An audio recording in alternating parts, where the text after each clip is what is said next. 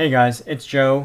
Let's make some dough. A little fed up, I just made this video, but when I was uploading it, it just deleted it off my computer. So round 2 is the answer. Today we're going to talk about retirement accounts, specifically all of them.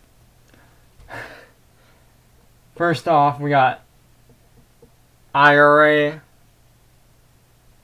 you got 401k, you got ROTH,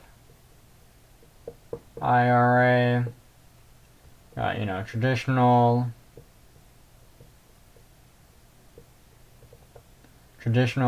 IRA.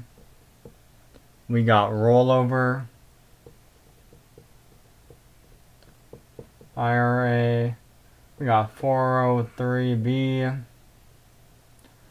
We got a lot of them. But that's okay. We're going to explain them all, and it's going to be much simpler than you think, because most of these are the same freaking account.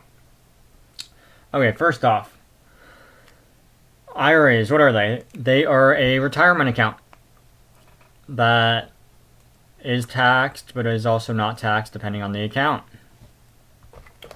So when I say that, we're going to start with the trad IRA.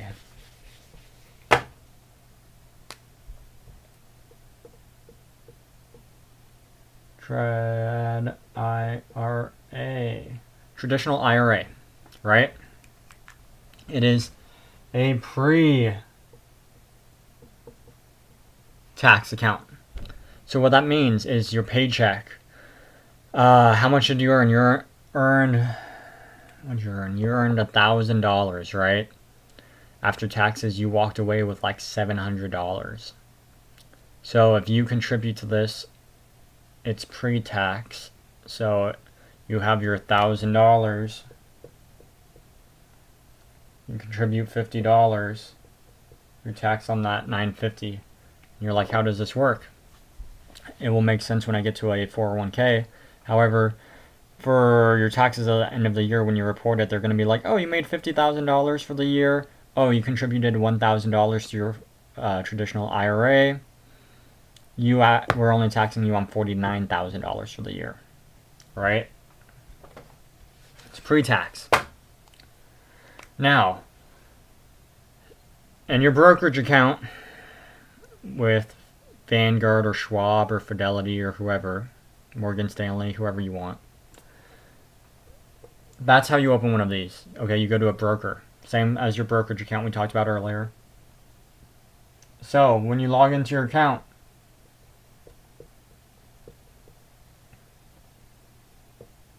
you'll see your brokerage account. When you open this up, it's going to be separate.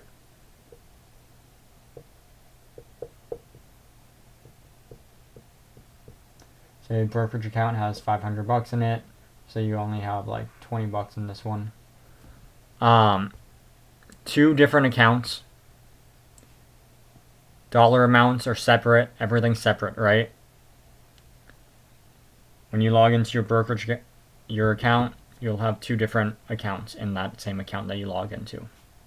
Good? Cool.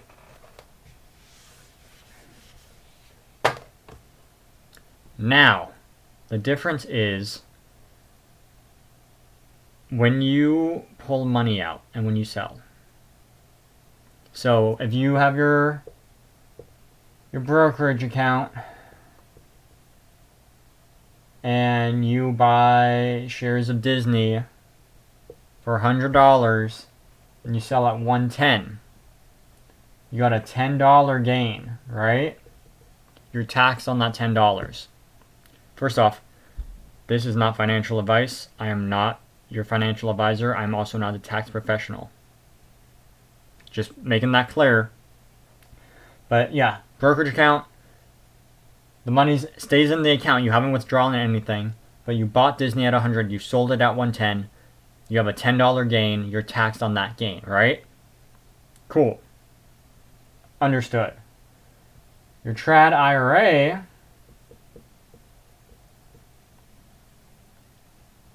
you buy Disney for $100, you sell for $110.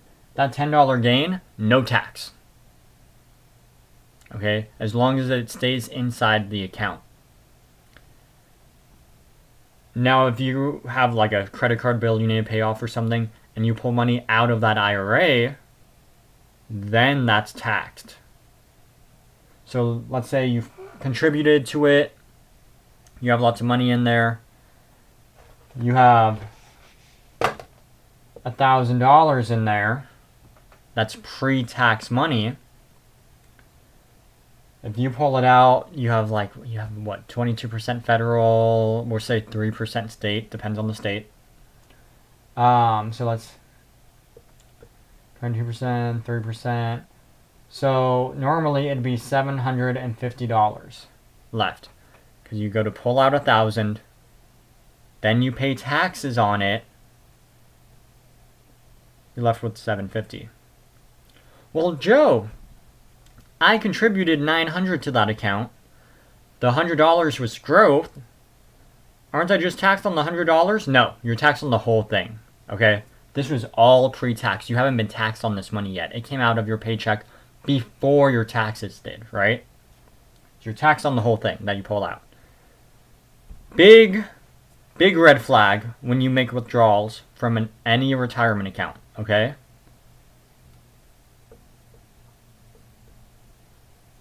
$59.50 is the golden number. If you were under $59.50, there is a 10% penalty that you're going to pay to the IRS of whatever amount you pull out. If you were under age 59.5. Because this is a retirement account. That's why it gets to grow tax deferred, even though you're paying taxes when you withdraw it. It's a retirement account, so there's a penalty if you take it out before your retirement, which they consider 59.5, even though retirement age is 67 or 65, whatever it is now. 59.5 was the original number. So, you don't get $750 if you pull this out when you're age 30. You get $650, because 10% of the total number that you pulled out is a penalty. Right? Making sense? Doesn't sound great? As long as you're sticking with me. Cool. Traditional IRA. Now, after age 59.5, you're back up to $750. Because that 10% goes away. Cool.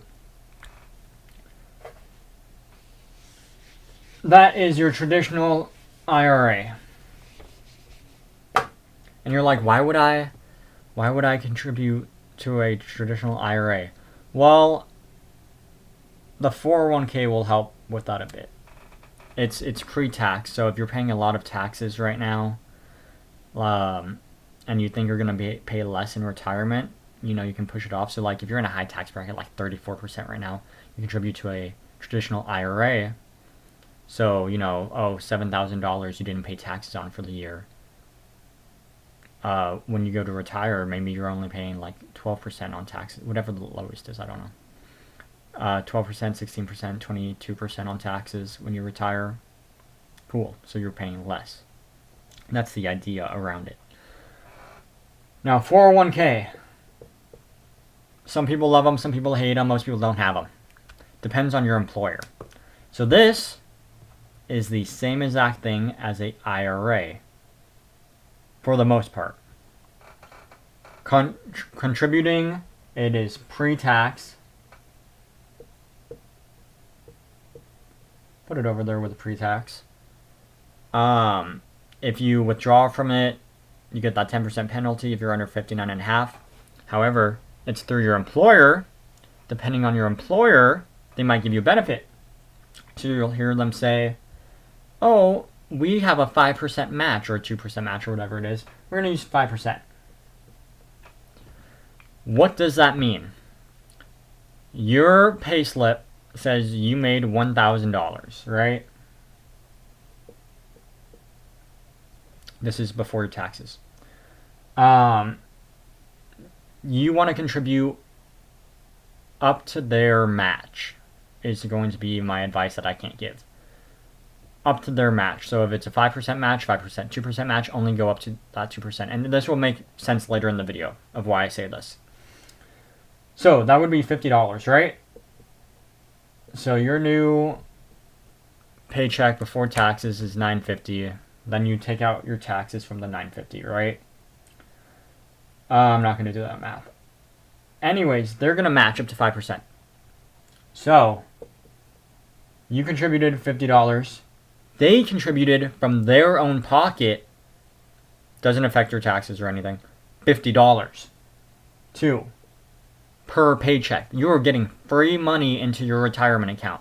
Now, if you contributed 6%, so you contributed $60, they're only matching up to $50 because that's 5% of $1,000, right? Obviously, your pay is not going to be $1,000. It might be more, it might be less. But if it was 2%, they'd only contribute up to $20. And that's why I say always contribute up to their match. Because if you're only if their match is 5%,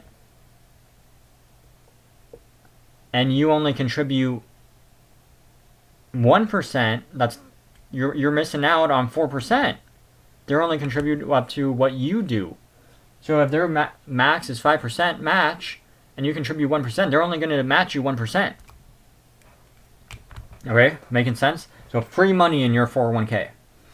Now, you do need to look at vesting period. The company, if they match at all, they will say we have a vesting period. Some companies it's instant. Some companies you have to wait. For example, the company I'm currently with, which I will not disclose, it's instant. So that first check, if it was $1,000, $50 goes in, they contribute their $50 too. I have $100 in my 401k. I can leave the company. That's mine. Different company I worked for, it was a 6-year match, right?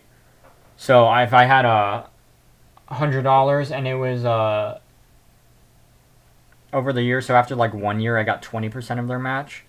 So if I contributed $100, they contributed $100, and I left, I'd get $120 because I only got 20% of what they matched because it was like over the years. The next year after that, it was like 40%. Does that kind of make sense with the vesting? There's levels to it. It depends. It really just depends on the company. Now, aside from that being different, the match, what else is different is the fact that most employers will have this managed. So like the traditional IRA, go buy Disney, go sell Disney. You can trade whatever securities you want for the most part. You just can't short any stock or trade options, I believe. 401k, they're going to have an outside company that probably manages it. There might be a slight fee with it, but you'll never have to touch it. Or they give you like 15 different options on stuff that you can invest in. So it's probably going to be like a target retirement fund, probably some mutual funds, maybe a money market fund, and whatnot. Otherwise, everything else works the same. It's pre-tax. Now your question is, what happens if you leave your employer? They're going to give you 3 options. Option A is leave it there. Some employers will have it managed, and they're like, oh, as long as you keep paying the fee or whatnot, or you can just leave it here. It looks good, us having more money, more assets under management. You can leave it with us, but you can't contribute anything more to it because you don't work here anymore. Option A. Option B is you cash it out, which you'll have to pay taxes, plus that 10% penalty if you're under age 59 and a half. Option C is roll it over. That's when we get to rollover IRA, which is also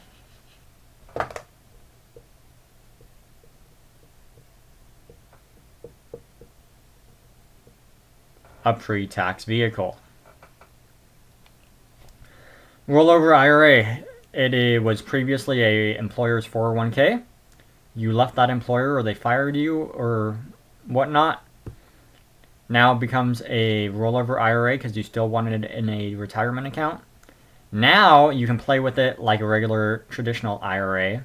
Go invest in, trade in and out of things, or you keep it in safe investments, whatever you want. but it's a rollover IRA. The only thing that's different between a rollover IRA and a trad IRA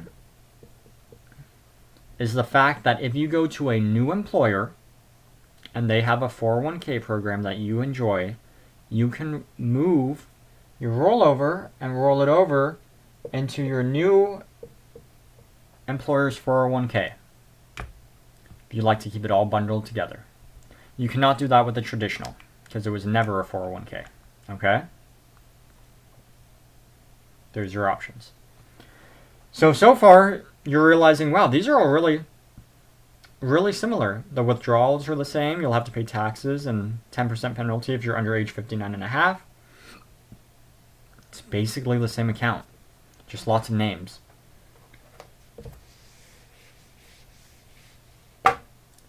Let's get into something different then. Let's get into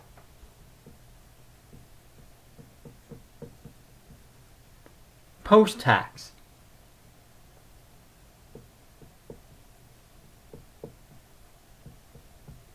A Roth IRA. A little different. Same concept for the most part. You, this time, you have your $1,000 paycheck. After taxes, you're left with $750. Now, out of that $750, like the money that hits your bank account where you buy groceries, you pay your credit card bills, pay utilities, whatever. You buy your jewelry. That's $750, right? That's what you can contribute to your Roth IRA. So, and you're saying, well, why don't I... What's the difference between Roth and trad? So, we contribute the $50, we'll contribute $100 to your Roth, right? Again, buy Disney at $100, sell it for $110. You're left with $10 capital gains. Sorry, this looks really bad. $10 capital gains, except you're not. There's no tax. You already paid tax on the money going into this. There's no tax when you sell or when you withdraw. So if you withdraw this early, we had that 1,000 earlier that we withdrew, and it dropped down to 650 because of taxes and the penalty. If we're under age 59 and a half, we take 1,000, we withdraw it, we get 900 because we got that 10% penalty. If you're over age 59 and a half, you keep that whole 1,000. You've been making trades in it this whole time. You got tax-free gains. Okay? Fantastic is what that is. Now, this is the part that kind of makes sense. You can only contribute so much per year to these, to your retirement accounts. I believe it is $7,000 per year. Don't quote me on that. I know that's what it is for your Roth IRA. So, if you retire, you have your trad, which is the same as all of these, right? Same as the 401k or rollover. And you have your Roth. And one has $100,000 in it. The other has $100,000 in it.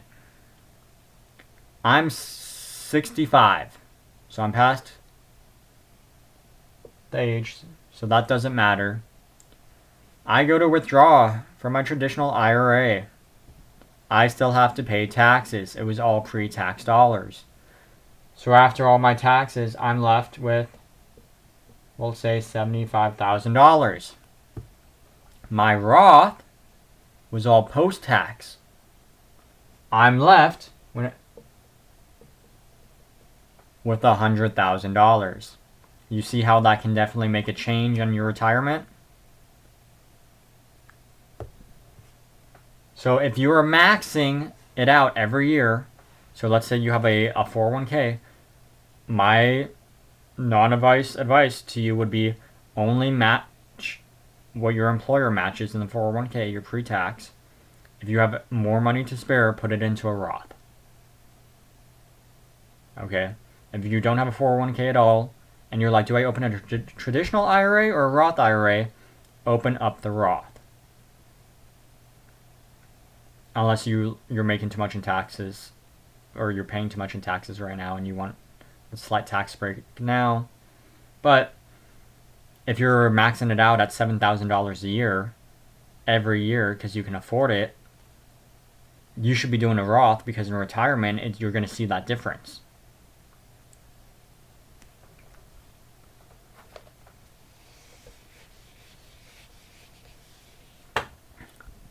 The other thing, well, now this is usually when I get this question. Hey, Joe, I didn't know that was the difference between a traditional and a Roth. I've had a traditional open for a few years. I already have money in it. Can I roll it over to a Roth? Or will I get that 10% penalty? Yeah. Every 12 months you can roll over traditional or roll over to a Roth, right? So it starts growing tax-free, but you got to pay taxes on it.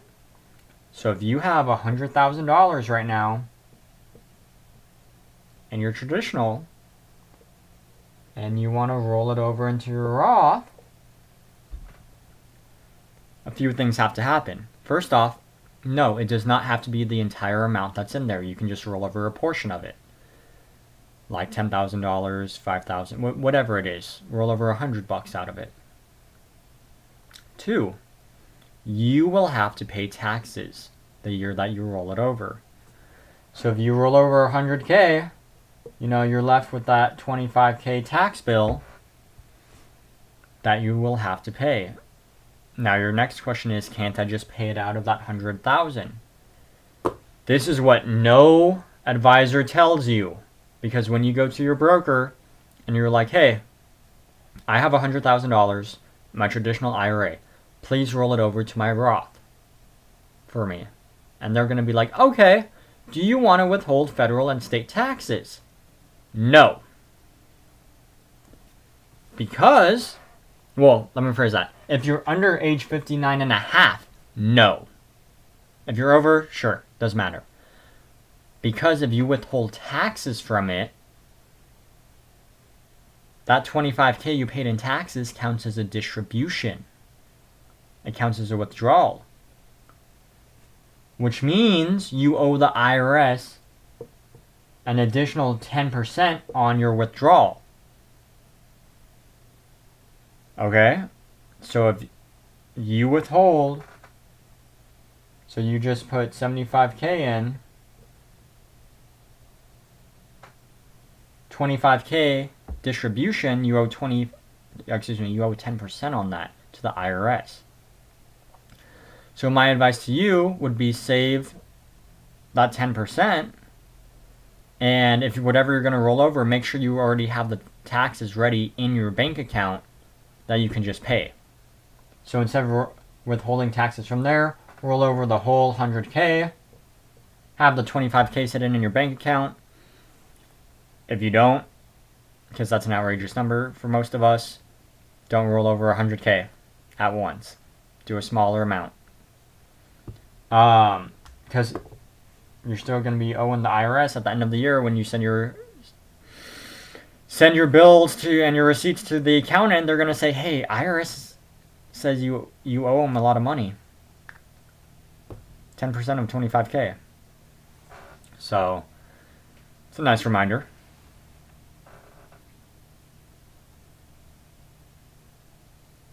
The other thing about rolling over here, if I didn't already say it, you can only do it once every 12 months. Don't know what penalty that is or whatnot. But anyways. Well, Joe, my work says they offer a Roth 401k. They might. Some works do have a Roth 401k. That's great. It's up to you if you need that tax break or not for the pre-tax dollars. You'll have to figure that out. And the match is, again, I would suggest doing the max of the match. Joe, I'm a teacher. I have a pension. How does that work? Some people came to my school and said, hey, they offered like a 403b. What is that? So, 403b. Typically, if you work somewhere like a teacher, who you have a pension plan, they do not offer 401ks. I think some unions do this as well. Don't quote me on that. I'm not as familiar with their accounts. But somebody from an investment company will probably approach and say, we do 403bs. It is the same thing pretty much as a 401k. Typically, there will not be any match, but it's just their way of getting you into a retirement account, and they will be managing it, and they will probably require a small fee. It's just similar to a 401k in that aspect. You should be able to roll it over if you leave into a rollover IRA, just like a 401k. It is typically pre-tax, although they also have Roth 403bs. I'm not sure if they call it a Roth 403b, but if you see Roth in anything, it just means post-tax. Okay? Now, for your pre-tax, all of these, in your 70s, now I say in your 70s because this changes yearly, there's something called an RMD. Required Minimum Distribution. Basically what it is the government, or I should say the IRS, has been watching you sit on all that pre-tax money that they haven't get to play with or touch for all those years of your life. I think the age is like 73 and a half right now, 74, something like that. But when you're in your mid-70s and it rolls around, they're going to say, hey, we want our taxes. We want our money. So if you have 100K in there, and this is actually how they do it, they will take your age. They have a big chart. And off of some factors on your account, they'll say, we think he's only going to live for 10 more years. And basically what they want is they want to distribute it as evenly as they can over those years. But if you live longer, they're going to extend how long they think you'll live. So you can still pull money out every year you're alive. So if they were like, we only think he's going to live 10 more years, your RMD is most likely going to be $10,000. The year after that, so we'll say you're down to 90K, right? They might be like, oh, we think he's going to live another 10 years. So it'd be $9,000. Maybe they think 11, maybe they think only 5. They have a very weird chart, but they're basically just guessing when you die. And they'll keep extending it so you get less and less in your account, so all their taxes get paid, because that's all they want is your money. So any pre-tax retirement account is going to have an RMD when you reach in your mid-70s. Post-tax, they don't care. They already got your taxes. They don't care if you cash it in or not. But yeah, that's the main differences.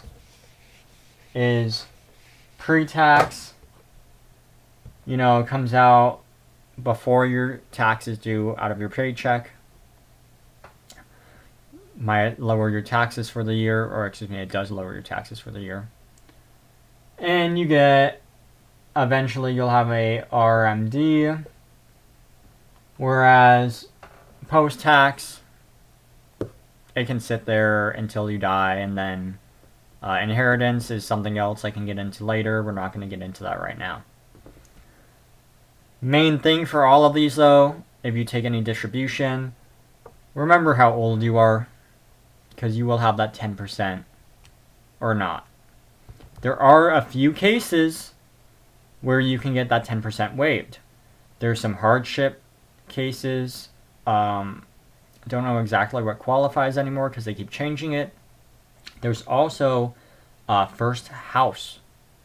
So if you're a first-time home owner, or you're buying your house for your first time, you can withdraw up to $10,000 from any of these accounts without that 10% penalty. However, if it's from a pre-tax account, you still have to pay taxes on it.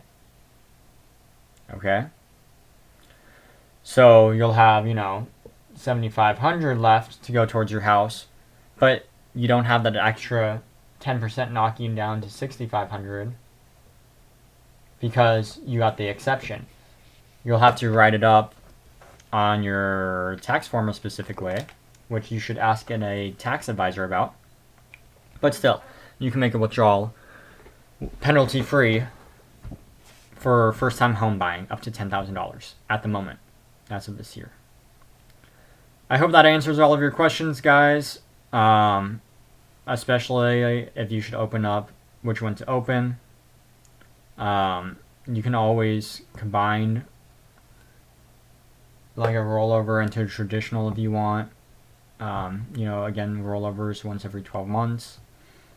Don't forget about that 10% because a lot of people do and it hurts them. So if you have any other questions, please comment below. Give me a like, give me a follow, give me a message what you want to see, what you need me to explain if I didn't do this well enough. But besides that, I hope you guys make some dough. I hope you put something away for retirement because Social Security never looks that great. And they're going to tax you on that anyways. Retirement's fun. And you can make a lot of trades. And here, one thing I suggest you don't do is roll one of these into a Roth, pay all the taxes on it, and then lose it all. That's money you just lost. That's never any fun. Don't lose it. Go make some dough, guys. Good night.